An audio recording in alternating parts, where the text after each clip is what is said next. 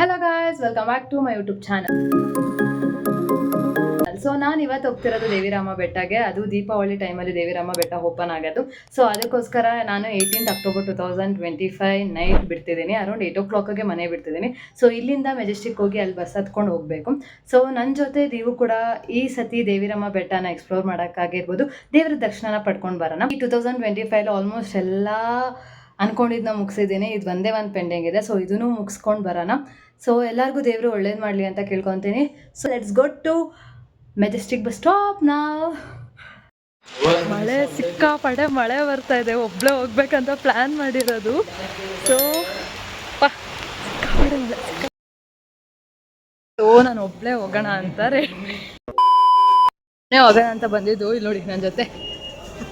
ನಾನು ಎಕ್ಸ್ಪೆಕ್ಟ್ ಮಾಡಿದ್ದೆ ಇಷ್ಟು ಜನ ಇರ್ತಾರೆ ಅಂತ, ಬಟ್ ಇಷ್ಟೊಂದು ಜನ ಇರ್ತಾರಂತ ಅನ್ಕೊಂಡಿರ್ಲಿಲ್ಲ. 12 ಗಂಟೆ ರಾತ್ರಿ ಆದ್ರೂ ಸಿಕ್ಕಾಪಟ್ಟೆ ಜನ ಇದ್ರು. ಹತ್ತಕ್ ಕೂಡ ಬಿಡ್ತಿರ್ಲಿಲ್ಲ, ಅಷ್ಟು ಜನ ಇದ್ರು. ಬುಕ್ ಮಾಡ್ಕೊಂಡು ಹೋಗಿಲ್ಲ ಅಂದ್ರೆ KSRTC ಬಸ್ಸಲ್ಲಿ ಹೋಗಕ್ಕೆ ಆಗಲ್ಲ ಅನ್ನೋಷ್ಟು ಫೀಲ್ ಬಂದ್ಬಿಡ್ತು. ಇಲ್ಲಿ ನಮ್ಗೊಂದು ಸೀಟ್ ಅನ್ನೋದು ಸಿಕ್ತು. So let's start this journey with happy moments. ಇವನೇ ಲಾಸ್ಟ್ ಮಿನಿಟಲ್ಲಿ ಬರ್ತೀನಿ ಅಂತ ಹೇಳಿರೋದು. ಇವನನ್ನ ಕರ್ಕೊಂಡು ಬಂದಿರೋದು. ನನಗಂತೂ ಈ ಜೀವನವೇ ಬೇಸರವಾಗಿ ಹೋಗ್ಬಿಟ್ಟಿದೆ. ಒಂದ್ ಸ್ವಲ್ಪ ಹೊತ್ತು ಬಸ್ ಸಿಕ್ಕಿಲ್ಲ ಅಂತ ಪರದಾಡ್ವಿ. ಇವಾಗ ಟ್ರಾಫಿಕ್ ಸ್ಟಾರ್ಟ್ ಆಯ್ತು. ಗೊರಗುಂಟೆಪಾಳ್ಯದಲ್ಲಿ ಅರೌಂಡ್ 2 hours ಬೇಕಿತ್ತು ಈ ಟ್ರಾಫಿಕ್ ಕ್ಲಿಯರ್ ಆಗೋದಕ್ಕೆ. A few moments later. So morning ಆಯ್ತು, ಬಟ್ ನೈಟ್ ನಾವು ಸ್ಟ್ರಗಲ್ ಪಟ್ಟಿದ್ ಮಾತ್ರ ನಿಜವಾಗೂ ಸಿಕ್ಕಾಪಡೆ ಕಷ್ಟ ಆಗೋಗಿತ್ತು. ಬಸ್ ಒಂದ್ ಕಡೆ ಕೆಟ್ಟೋಯ್ತು. ಡ್ರೈವರ್ ಅಂಕಲ್ಗೆ ರೂಟ್ ಗೊತ್ತಿರ್ಲಿಲ್ಲ, ಅವ್ರು ಹೊಸೊಬ್ರು ಈ ರೂಟ್ಗೆ. ಸೊ ಸಿಕ್ಕಾಪಟ್ಟೆ ಸ್ಟ್ರಗಲ್ ಆಯ್ತು. ಯಾಕೆ ಕರ್ನಾಟಕ ಗೌರ್ಮೆಂಟ್ ಈ ತರ ಮಾಡ್ತಿದಾರೆ ಅಂತ ನಿಜವಾಗ್ಲೂ ನಂಗೆ ಗೊತ್ತಿಲ್ಲ. ಬಿಕಾಸ್ ಜಾಸ್ತಿ ಜನ ಹೋಗ್ತಿದಾರೆ, ಬಸ್ ಫೆಸಿಲಿಟೀಸ್ ಕೊಡ್ಬೇಕು ಅನ್ಬಿಟ್ಟು ರೂಟ್ ಗೊತ್ತಿಲ್ದೇ ಇರೋರ್ಗೆ ಕೊಟ್ರೆ ಅವ್ರು ಹೆಂಗ್ ಓಡ್ಸೋದಾದ್ರೂ ಆಗತ್ತೆ. ಇಲ್ಲ ಅವ್ರಿಗೆ ಗೊತ್ತು ಆಗಲ್ಲ ಹೆಂಗ್ ಹೋಗ್ಬೇಕು ಏನು ಅಂತ. ನಿಜವಾಗೂ ಸಿಕ್ಕಾಪಡೆ ಕಷ್ಟ ಆಗೋಯ್ತು. ಆಮೇಲೆ ಯಾರೋ ಒಂದ್ ಅಂಕಲ್ ನಾನು ಓಡಿಸ್ಕೊಡ್ತೀನಿ ಅಂತ ಬಂದ್ರು. ಅದು ತುಮಕೂರಲ್ಲಿ ಬಂದ್ಬಿಟ್ಟು ನಾವ್ ಹೆಲ್ಪ್ ಮಾಡ್ತೀವಿ ಅಂತ ಬಂದಿದ್ದವರು. ಸೊ ಅವ್ರಿಗೆ ಬಿಗ್ ಥ್ಯಾಂಕ್ಸ್ ಹೇಳ್ಬೇಕು. ಬಿಕಾಸ್ ನಾವು ಸ್ಟ್ರಗಲ್ ಆಗಿದ್ದಾಗ ಬಂದ್ ಹೆಲ್ಪ್ ಮಾಡಿದ್ರು. ಬಟ್ ಆದ್ರೂ ಯಾವಾಗ ಬೇರೆಯವ್ರಿಗೆ ತಲುಪ್ಬಿಡ್ತೀವಿ ಅಂತ ಅನ್ಸ್ತಿತ್ತು. ದೇವಿರಾಮ ಬೆಟ್ಟಕ್ಕೆ ಹೋಗ್ಬೇಕಂದ್ರೆ ಕದ್ದೂರಲ್ಲಿ ಇಳ್ಕೋಬೇಕು. ಸೊ ನಾವು ಬೇರೂರಲ್ಲಿ ಇಟ್ಕೊಂಡಿದ್ದೀವಿ. ಬಿಕಾಸ್ ನನ್ನ ಫ್ರೆಂಡ್ ಕೂಡ ಇಲ್ಲೇ ಬರ್ತಾರೆ. ಸೊ ಇಲ್ಲಿಂದ ನಾವು ಒಟ್ಟಿಗೆ ಹೋಗೋಣ ಅಂತ ಪ್ಲಾನ್ ಮಾಡ್ತಿದ್ದೀವಿ. ಸೊ ಅಕಸ್ಮಾತ್ ನೀವೇನಾದ್ರೂ ದೇವಿರಾಮ ಬೆಟ್ಟಗೆ ಹೋಗ್ಬೇಕಂತ ಅಂದ್ರೆ, ಯಾರು ಫ್ರೆಂಡ್ಸ್ ಎಲ್ಲ ಡೈರೆಕ್ಟಾಗಿ ಹೋಗ್ಬೇಕಂತ ಅಂದ್ರೆ ಕದ್ದೂರಲ್ಲಿ ಇಳ್ಕೊಂಡು ಅಲ್ಲಿಂದ ನಿಮ್ಗೊಂದು ಬಸ್ ಸಿಗತ್ತೆ. ಸೊ ಅಲ್ಲಿಂದ ಡೈರೆಕ್ಟಾಗಿ ನೀವು ಹೋಗ್ಬೋದು. ಬೀರೂರಲ್ಲಿ ರೈಲ್ವೆ ಸ್ಟೇಷನ್ ಫೆಸಿಲಿಟೀಸ್ ಕೂಡ ಇದೆ. ಆರಾಮಾಗಿ ಅಲ್ಲಿಂದ ಬಂದು ನೀವು ಬಸ್ಸಲ್ಲಿ ಹೋಗ್ಬೋದು. ಇಲ್ಲ ಬಸ್ಸಲ್ಲಿ ಬರ್ತೀರಾ ಅಂತ ಅಂದ್ರೆ ಕದ್ದೂರಲ್ಲಿ ಇಳ್ಕೊಳ್ಳೋದು ಬೆಟರ್ ಅಂತ ಅನ್ಸುತ್ತೆ. ಸೊ ನಾನು ಒಬ್ಳೆ ಟ್ರಾವೆಲ್ ಮಾಡ್ಬೇಕಂತ ಅನ್ಬಿಟ್ಟು ನಾನು ಒಂದೇ ಬೈಕ್ ಸಾಕಂತ ಹೇಳಿದೆ. ಬಟ್ ಲಾಸ್ಟ್ ಮೂಮೆಂಟ್ ಅಲ್ಲಿ ಪ್ಲಾನ್ ಮಾಡಿದ್ರಿಂದ ಕಾರ್ ಕೂಡ ನಮ್ಗೆ ಅಡ್ಜಸ್ಟ್ ಆಗ್ಲಿಲ್ಲ. ಸೊ ಅದಕ್ಕೆನೆ ಹೆಂಗೋ ಅಡ್ಜಸ್ಟ್ ಮಾಡ್ಕೊಂಡು ಹೋಗೋಣ ಗಾಡಿಯಲ್ಲಿ ಅಂತ ಅನ್ಬಿಟ್ಟು ಡಿಸೈಡ್ ಮಾಡಿದ್ವಿ. ಸೊ ಹೋಗ್ತಾ ಹೋಗ್ತಾ ಸ್ಟಾರ್ಟಿಂಗ್ ಅಲ್ಲಿ ಸ್ವಲ್ಪ ಕಷ್ಟ ಆಯ್ತು. ಆಮೇಲೆ ಅಡ್ಜಸ್ಟ್ ಆಗೋಯ್ತು. ಎನಿವೇ ಕಾಮಿಡಿ ಮಾಡ್ಕೊಂಡು ಆ ಘಾಟ್ ಸೆಕ್ಷನ್ ರೋಡ್ ನ ಎಂಜಾಯ್ ಮಾಡ್ಕೊಂಡು ಹೋದ್ವಿ. ಮಾರ್ನಿಂಗ್ ವೈಬ್ಸ್ ಮಾತ್ರ ಸಖತ್ತಾಗಿತ್ತು. ಗಾಡಿನೆಲ್ಲ ಇಲ್ಲೇ ಪಾರ್ಕ್ ಮಾಡ್ಬೇಕಂತೆ. ಸೊ ಪೊಲೀಸರು ಅಲೋ ಮಾಡ್ತಿಲ್ಲ ಮುಂದೆ ಹೋಗಕ್ಕೆ. ಬಿಕಾಸ್ ಎಲ್ಲ ಸಿಕ್ಕಾಪಟ್ಟೆ ಜನ ಬಂದ್ಬಿಟ್ಟಿದ್ದಾರೆ. ಅದಕ್ಕೋಸ್ಕರ ಪಾರ್ಕ್ ನ ಇಲ್ಲೇ ಮಾಡಿ ಅಂತ ಹೇಳ್ತಿದ್ರು. ಇವಾಗ ಹೊರಟಿದ್ದೀವಿ. ಮಲ್ಲೇನಹಳ್ಳಿಯಿಂದ 2 kilometers ನಡೀತಿದ್ದೀವಿ ದೇವಿರಾಮ ಬೆಟ್ಟಕ್ಕೆ. ಸೊ ಅಲ್ಲಿ ಹೋಗಿ ತಿರ್ಗಾ ಅಲ್ಲಿನೂ ಸ್ಟಾರ್ಟ್ ಮಾಡಬೇಕು. ಸೊ ಇಲ್ಲಿ ಪೊಲೀಸರು ಬಿಡ್ದಿರೋ ಕಾರಣದಿಂದ ಸೊ ನಾವಿಲ್ಲೂ ಕೂಡ ವಾಕಲ್ಲಿ ಹೋಗ್ತಾ ಇದ್ದೀವಿ. ಬನ್ನಿ ಹೋಗೋಣ. ಮಳೆನಳ್ಳಿ ಆರ್ಚ್ ಹತ್ರಕ್ಕೆ ಬಂದ್ವಿ ನಾವೀಗ. ನಾನೀಗ ದೇವಿರಾಮ ಬೆಟ್ಟನ ಹತ್ತಕ್ಕೆ ಸ್ಟಾರ್ಟ್ ಮಾಡಿದ್ದೀನಿ. So come on let's go. So around 8 kilometers ಇದೆ ಅಂತ ಹೇಳ್ತಿದ್ದಾರೆ. ಸೊ ನೋಡೋಣ ಎಷ್ಟು ಕಿಲೋಮೀಟರ್ಸ್ ಇದೆ ಅಂತ ಮೇಲೆ ಹೋದ್ಮೇಲೆ. ಸೊ ಎಷ್ಟಿದೆ ಅಂತ ನೋಡ್ಕೊಂಡು ಲೆಟ್ಸ್ ಕಮ್. ಮತ್ತೆ ಇವಾಗ ನಡ್ಕೊಂಡು ಬರ್ತಿರೋರು ದೇವಿರಾಮ ಬೆಟ್ಟಗೆ. ನನ್ಗೆ ಹಂಗಿವ್ರೆ ನಾವೀಗ ಬೆಟ್ಟ ತುದಿಗೆ ಹೋಗ್ಬೇಕು. ಕ್ಲೌಡ್ ಎಲ್ಲ ಕವರ್ ಆಗ್ಬಿಟ್ಟಿದೆ. ನಾವು ಹೋಗೋ ಅಷ್ಟ್ರಲ್ಲಿ ಅದು ಕ್ಲೌಡ್ ಕ್ಲಿಯರ್ ಆಗಿರುತ್ತೆ ಅನ್ಕೊಂಡಿರ್ತೇನೆ. So let's go. 8 kilometers ಇದೆ ಅಂತೆ. ಸೊ ನಾವು ಹೋಗೋ ಅಷ್ಟ್ರಲ್ಲಿ ಎಷ್ಟೊತ್ತಾಗುತ್ತೆ ಅಂತ ಗೊತ್ತಿಲ್ಲ. ಸಿಕ್ಕಾಪಟ್ಟೆ ಜನ ಇದ್ದಾರೆ. ಬಟ್ ಎವ್ರಿ ಇಯರ್ ಇಂಪ್ರೂವ್ ಆಗ್ತಿದೆ. ಜನನ್ ಮೇಂಟೈನ್ ಮಾಡೋದಾಗಿರ್ಬೋದು ಇಂಪ್ರೂವ್ ಆಗ್ತಿದೆ ಅಂತ ತುಂಬಾ ಜನ ಅಲ್ಲಿ ಹೇಳ್ತಿದ್ರು. ಮತ್ತೆ ಫೆಸಿಲಿಟೀಸ್ ಕೂಡ ಜನಗಳಿಗೆ ಹಂಗೆ ಮಾಡ್ಕೊಟ್ಟಿದ್ದಾರೆ. ಡಿಹೈಡ್ರೇಟ್ ಆಗದೆ ಇರಂಗೆ ಫ್ರೂಟ್ಸ್ ಆಗಿರ್ಬೋದು, ವೆಜಿಟೇಬಲ್ಸ್ ಆಗಿರ್ಬೋದು ಕೊಡ್ತಿರ್ತಾರೆ. ಮತ್ತೆ ಅಲ್ಲಿ ವಾಶ್ರೂಮ್ ಫೆಸಿಲಿಟೀಸ್ ಕೂಡ ಚೆನ್ನಾಗಿ ಇಟ್ಟಿದ್ದಾರೆ. ಒಂದೊಂದು ಮನೆನೇ ವಾಶ್ರೂಮ್ಸ್ ಆಗಿ ಕನ್ವರ್ಟ್ ಮಾಡಿದ್ದಾರೆ. ಎಲ್ಲ ಪೇ ಅಂಡ್ ಯೂಸ್ ಇರುತ್ತೆ. ಫೆಸಿಲಿಟೀಸ್ ತುಂಬಾ ಚೆನ್ನಾಗಿ ಕೊಡ್ತಿದ್ದಾರೆ. ಸೊ ನೆಕ್ಸ್ಟ್ ನಾವು ಹಂಗೆ ಮುಂದೆ ನಡ್ಕೊಂಡು ಹೋಗ್ಬೇಕಾದಾಗ ಇಲ್ಲಿ ಪಾನ್ಕ ಫ್ರೀಯಾಗಿ ಕೊಡ್ತಿದಾರೆ ಅಂತ ಗೊತ್ತಾಯ್ತು. ಅಂತ ನೋಡಕ್ ಹೋದಾಗ SPYSS ಟೀಮ್ ಅವರು ಸೊ ಸಿಕ್ಕಾಪಟ್ಟೆ ಸೋಷಿಯಲ್ ಸರ್ವಿಸಸ್ ನ ಅವ್ರು ಮಾಡ್ತಾರೆ. ಇದೇ ತರ ಅವ್ರು 2 days ಕೂಡ ಕಂಟಿನ್ಯೂಸ್ ಆಗಿ ಪಾನ್ಕ ಸರ್ವಿಸ್ ಮಾಡಿದ್ದಾರೆ. ಅದೇ ತರ ನೀವು ಬೆಂಗಳೂರಲ್ಲಿ ನೋಡ್ಬೋದು, ತುಂಬಾ ಯೋಗ ಸೆಂಟರ್ಸ್ ಫೆಸಿಲಿಟೀಸ್ ಕೊಟ್ಟಿದ್ದಾರೆ. ಸೊ ಫ್ರೀ ಆಗಿ ನೀವು ಯೋಗನ ಕಲ್ತ್ಕೋಬಹುದು. ನಿಮ್ಗೆ ಯೋಗ ಇಂಟ್ರೆಸ್ಟ್ ಇದ್ರೆ ನೀವು ಹೋಗಿ ಯೋಗನ ಕಲಿಬಹುದು ಅಲ್ಲಿ. ಹಂಗೆ ಪಾನ್ಕ ಕುಟ್ಕೊಂಡ್ ಮುಂದೆ ಬಂದ್ವಿ. ಸಿಕ್ಕಾಪಟ್ಟೆ ಜನ ಹೆಂಗ್ ನಿಂತಿದ್ರು ಅಂದ್ರೆ ಸಿಕ್ಕಾಪಟ್ಟೆ ಜನ ನಿಂತಿದ್ರು. ಸೊ ಹೆಂಗೋ ಹೋಗೋಣ ಅಂತ ಹೊರಟ್ವಿ. ಸೊ ನಮಗೆ ಫಸ್ಟ್ ಸ್ಟೆಪ್ಸ್ ಸಿಕ್ತು. ಸೊ ಇಲ್ಲಿಂದ ನಿಜವಾದ ಸ್ಟ್ರಗಲ್ ಸ್ಟಾರ್ಟ್ ಅಂತ ಗೊತ್ತಾಯ್ತು. ಸೊ ಇಲ್ಲಿಂದ ಆ ಜನಗಳ ಮಧ್ಯೆ ಹೋಗ್ಬೇಕಾಗಿತ್ತು. ನನಗಂತೂ ಜರ್ನಿ ಸ್ಟಾರ್ಟ್ ಆದಾಗಿಂದಾನು ತುಂಬಾ ಖುಷಿಯಾಗೇ ಇತ್ತು. ಸೊ ಯಾರು ಅಷ್ಟೊಂದು ಹಿಂಸೆ ಕೊಡುವಂತ ಜನ ಯಾರು ಇರ್ಲಿಲ್ಲ. ಅವ್ರ ಪಾಡ್ ಅವ್ರು ಹೋಗ್ತಿರ್ತಾರೆ. ಯಾರು ಕೂಡ ಏನು ಅನ್ನೋ ಕೇಳಕ್ ಹೋಗಲ್ಲ. ಸೊ ನಾವ್ ಹತ್ಬೇಕಾದಾಗ ಸಿಕ್ಕಾಪಟ್ಟೆ ಕಷ್ಟ ಇರುತ್ತೆ. ಅಲ್ಲಿ ಗ್ರಾಸ್ ಇಟ್ಕೊಂಡು ಹತ್ಬೇಕಾಗತ್ತೆ. ಇಲ್ಲೊಬ್ರು ಪೊಲೀಸ್ ಬಂದ್ಬಿಟ್ಟು ಸೊ ಅವ್ರ ಪಾಪ ಒಂದ್ ತುದಿ ದಾರನ ಅವ್ರ ಸೊಂಟು ಕಟ್ಕೊಂಡು ಇನ್ನೊಂದ್ ತುದಿ ದಾರನ ಮರಕ್ ಕಟ್ಟಿದ್ರು. ಅವ್ರು ನಿಂತ್ಕೊಂಡು ಎಲ್ಲಾರ್ನು ಲೈನ್ ಆಗಿ ಕಳಿಸ್ತಿದ್ರು. ನಿಜವಾಗ್ಲೂ ಅವ್ರಿಗೆ ಬಿಗ್ ಥ್ಯಾಂಕ್ಸ್ ಹೇಳ್ಬೇಕು. ಅಲ್ಲಿ ಇದ್ದಿದ್ ಎಲ್ಲಾ ಪೊಲೀಸು ಅಷ್ಟೇ ಸಿಕ್ಕಾಪಟ್ಟೆ ಚೆನ್ನಾಗ್ ನೋಡ್ಕೊಂಡ್ರು. ಯಾರಿಗೂ ಏನು ಅಪಾಯ ಆಗ್ಬಾರ್ದು ಅಂತ. ಬಟ್ ನಮ್ ಜನಗಳೇನೆ ಅಲ್ಲಿ ಇಲ್ಲಿ ಬೇರೆ ಕಡೆ ಹೋದ್ರೆ ಶಾರ್ಟ್ ಕಟ್ ಅಂತ ಬೇರೆ ಕಡೆ ಎಲ್ಲ ಹತ್ತಕ್ ಟ್ರೈ ಮಾಡ್ತಿದ್ರು. ಪಾಪ ಅವ್ರ ದಾರ ಕಟ್ಟಿ ಎಲ್ಲಾನು ನಮ್ಗೋಸ್ಕರ ಫೆಸಿಲಿಟಿ ಮಾಡ್ಕೊಟ್ಟಿದ್ರು. ನಿಜವಾಗ್ಲೂನು ಓದ್ ಇಯರ್ಗಿಂತ ಇಯರ್ ಸಿಕ್ಕಾಪಟ್ಟೆ ಇಂಪ್ರೂವ್ ಆಗಿದೆ ಅಂತ ಹೇಳ್ತಿದ್ರು. ಅಲ್ಲಿ ಇದ್ದಿದ್ ಎಲ್ಲಾ ಪೊಲೀಸ್ಗೂ ಬಿಗ್ ಸಲ್ಯೂಟ್ ಅಂತ ಹೇಳ್ಬೋದು.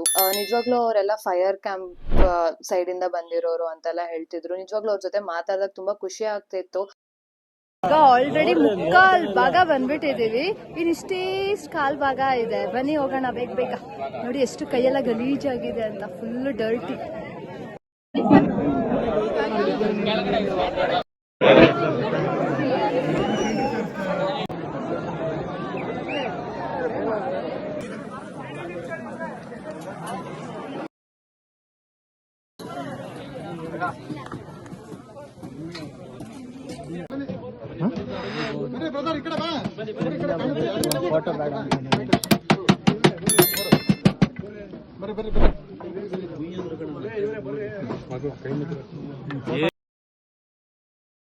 ಇದ್ ಬಂದ್ಬಿಟ್ಟು ಸೌದೆಗಳು. ಅವ್ರವ್ರ ಊರಿಂದ ಅವ್ರ ಸೌದೆಗಳನ್ನ ತಗೊಂಡ್ ಬರ್ತಾರೆ. ಇದು ಕೂಡ ದೇವ್ರಿಗೆ ಸಲ್ಲಿಸುವಂತ ಸೇವೆ ಅಂತ ಮಾಡ್ತಾರೆ.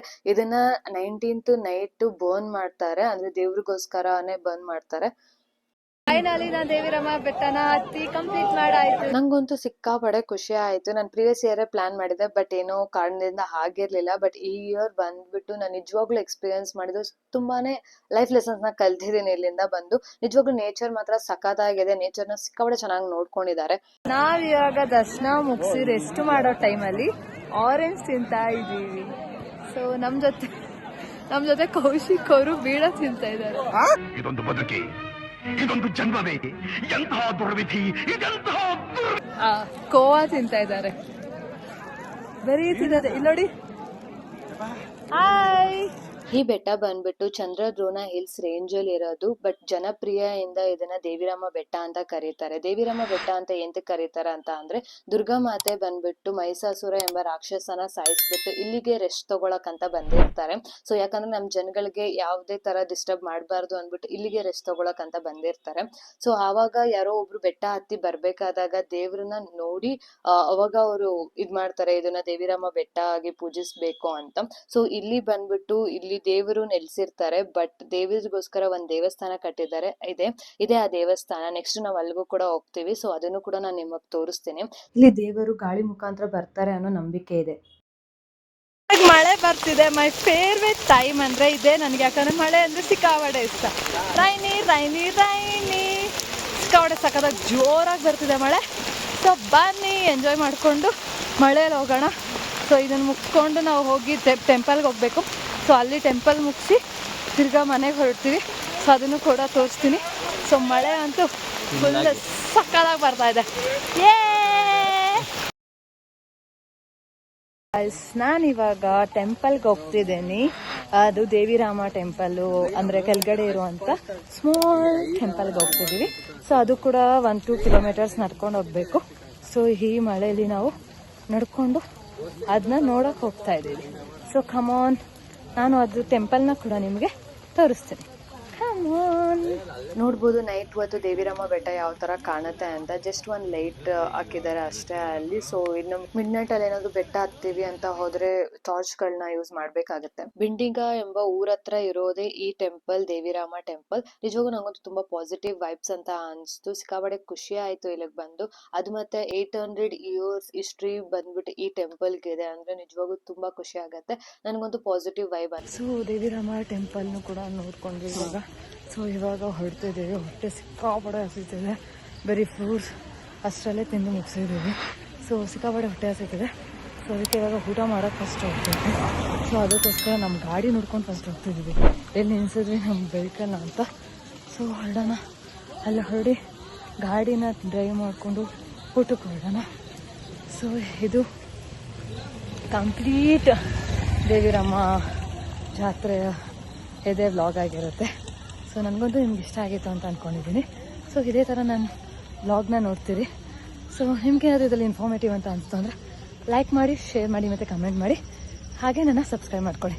ಈ ರೋಡ್ ನ ತುಂಬಾ ಚೆನ್ನಾಗಿ ಡೆಕೋರೇಟ್ ಮಾಡಿದ್ರು ಲೈಟಿಂಗ್ಸ್ ಇಂದ. ಬಿಕಾಸ್ ಈ ರೋಡ್ ವಿಲೇಜ್ ಎಂಟ್ರಿ ರೋಡ್ ಆಗಿರುತ್ತೆ. ಸೊ ಅದಕ್ಕೋಸ್ಕರ ಸಿಕ್ಕಾಪಟ್ಟೆ ಚೆನ್ನಾಗಿ ಮಾಡಿದ್ರು. ಇಲ್ಲಿಂದ ಕೂಡ ನಡ್ಕೊಂಡು ಹೋಗ್ತಾ ಇದೀವಿ. ನಮ್ ವೆಹಿಕಲ್ ಸಿಕ್ಕಿ ಊಟ ಮುಗಿಸಿ ನಾವು ರೈಲ್ವೆ ಸ್ಟೇಷನ್ ಬಂದ್ವಿ. ಸಿಕ್ಕಾಪಟ್ಟೆ ಮಳೆ ಇತ್ತು. ಮಳೆ ಬರ್ತಾನೆ ಮಧ್ಯಾಹ್ನದಿಂದ ರಾತ್ರಿವರೆಗೂ ಸಿಕ್ಕಾಪಟ್ಟೆ ಮಳೆ ಬರ್ತಾನೆ ಇತ್ತು. ನನ್ಗಂತೂ ಮಳೆ ಇಷ್ಟ ಇರೋದ್ರಲ್ಲಿ ಆ ಮಳೆನೇ ಬೇಡ ಅನ್ನೋಷ್ಟು ಮಳೆ ಬರ್ತಿತ್ತು.